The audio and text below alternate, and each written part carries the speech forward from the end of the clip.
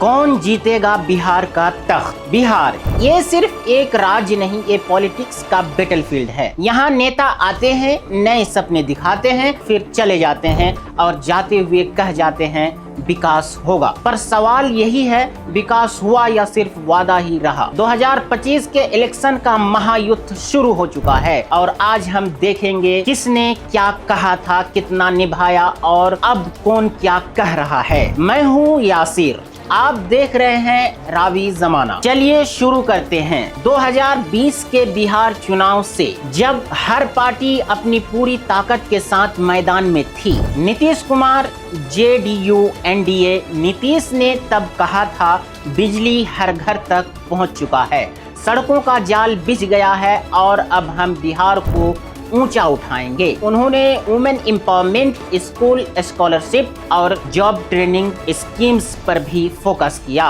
काम भी हुआ, रूरल रोड, बिजली और कुछ वेलफेयर स्कीम्स स्ट्रॉन्ग हुई। लेकिन जब बात आई रोजगार और माइग्रेशन की, तब यही सबसे बड़ा चैलेंज बना रहा। बिहार की अनएम्प्लॉयमेंट रेट तब भी नेशनल एवरेज से ऊपर थी। तेजस्वी ने एक बड़ा वादा किया था, नौकरी जरूर मिलेगी। लोगों ने उम्मीद जताई थी, लेकिन उन्होंने 17 महीनों के डिप्टी सीएम टेन्यूर में रेगुलरली 2.5 से 3 लाख अपॉइंटमेंट्स ही हो पाई। उनका कहना था 5 लाख नौकरी दी गई, लेकिन गवर्नमेंट डेटा ने बताया कुछ पुरानी रिक्वायरमेंट्स भी इंक्लूड थी। कांग्रेस, वीआईपी और एआईएमआईएम ये पार्टीज तब पार्टनर्स के रूप में थी। कांग्रेस ने सोशल जस्टिस और किसानों की बात की, वीआईपी ने रूरल डेवलपमेंट पर जोर दिया और एआईएमआईएम ने मुस्लिम और बैकवर्ड कम्युनिटीज का मुद्दा उठाया। लेकिन पॉलिटिकल पावर इक्वेशन में major decision making RJD, JDU और बीजेपी के पास थी। रिजल्ट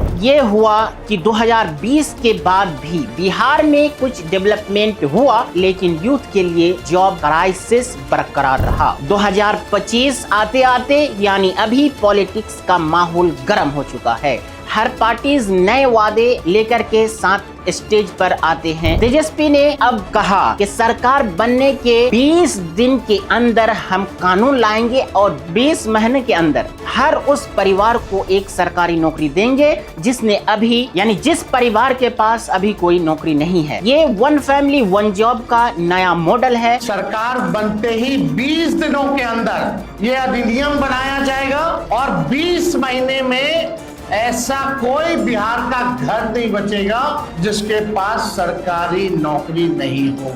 लेकिन इस पर एक्सपर्ट का कहना है ये प्रैक्टिकली मुश्किल है, क्योंकि बिहार में ओवर 1 करोड़ अनएम्प्लॉयमेंट लोग हैं और टोटल गवर्नमेंट जॉब सिर्फ 13 लाख के आसपास। फिर अभी ये यूथ को अट्रैक्ट कर रहा है, उनके लिए ये एक ड्रीम ऑफर जैसा है। नीतीश कैंप कह रहा है हमने बिजली, सड़क, पानी दिया और रोजगार और निवेश लाएंगे। बीजेपी के साथ मिलकर उनका एजेंडा है इंफ्रास्ट्रक्चर और इंडस्ट्री को पुश देना ताकि प्राइवेट जॉब्स बन सके। उन्होंने कुछ न्यू स्कीम्स अनाउंस की है। महिलाओं के लिए फ्री स्किल्स ट्रेनिंग, महिलाओं के रोजगार के लिए एक नई योजना मुख्यमंत्री महिला रोजगार योजना शुरू की गई, जिसमें हर घर की एक महिला को रोजगार शुरू करने के लिए 10,000 रुपये की राशि दी जा रही है।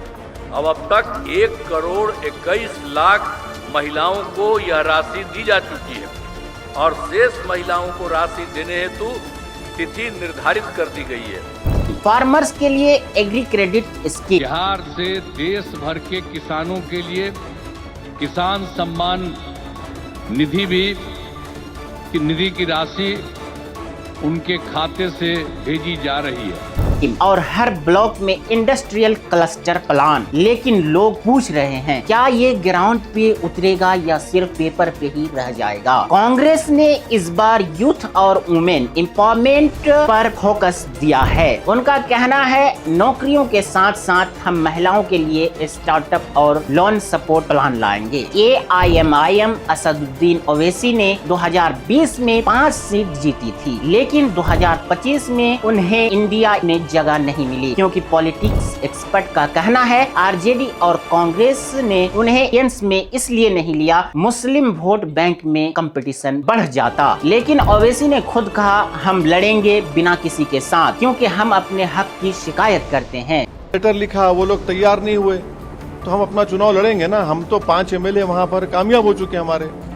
ये उनका बिहार के सीमांचल रीजन में बेस मजबूत करने का प्लान है। अब सवाल यही है, ये सब वादे सच में पूरे हो सकते हैं क्या? एक रिपोर्ट के हिसाब से अगर तेजस्वी का 1 फैमिली 1 जॉब मॉडल लागू किया गया, बिहार को इतना लोगों को नौकरी देने में 100 साल से भी ज्यादा लग सकते हैं। इसका मतलब ये नहीं वादा झूठा है, लेकिन ग्राउंड रियलिटी इसके लिए बजट और सिस्टम दोनों चाहिए, जो अभी बिहार के पास नहीं है। नीतीश के इंडस्ट्रियल प्लान तभी चैलेंज जब प्राइवेट सेक्टर और इन्वेस्टर बिहार में आएंगे और उन्हें स्टेबल एनवायरनमेंट मिलेगा। कांग्रेस और AIMIM के social justice agenda ground level पर तब तक काम नहीं करेगा जब तक ब्यूरोक्रेसी और करप्शन सिस्टम चेंज ना हो। मतलब ये है, वादे बड़े हैं पर रास्ते कठिन है। बिहार के 8 करोड़ से ज्यादा वोटर्स में 45% यूथ पॉपुलेशन है। उन्हें चाहिए जॉब, एजुकेशन और सेफ्टी, स्लोगन नहीं। एक ग्राउंड रिपोर्ट में लोगों ने कहा, हमने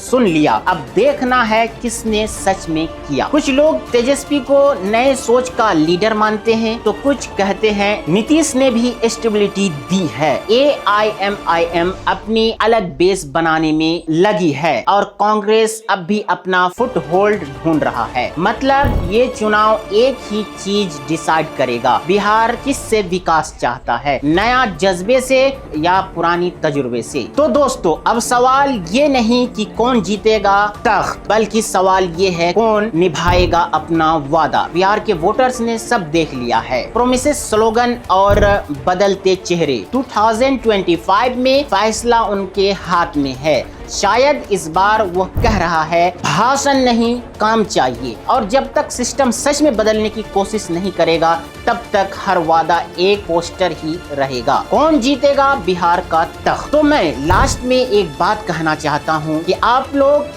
देखकर सोचकर वोट दीजिए, क्योंकि वोट देना आपका अधिकार है। और बस आप लोग जातिवाद के नाम पे वोट मत दीजिए। आप देखिए कौन काम करेगा, कौन कितना काम किया है और आगे फ्यूचर बिहार को ब्राइट कर सकता है। आप ये सारी चीजें देख करके वोट दीजिए। मैं कहूँगा, एक चुनिए लेकिन नेक चुनिए। फिर मिलते हैं अगले फैक्ट के साथ। तब तक आप लोग मेरे इस चैनल में फॉलो का बटन होगा या सब्सक्राइब का, आप वहां वोट जरूर दें। धन्यवाद।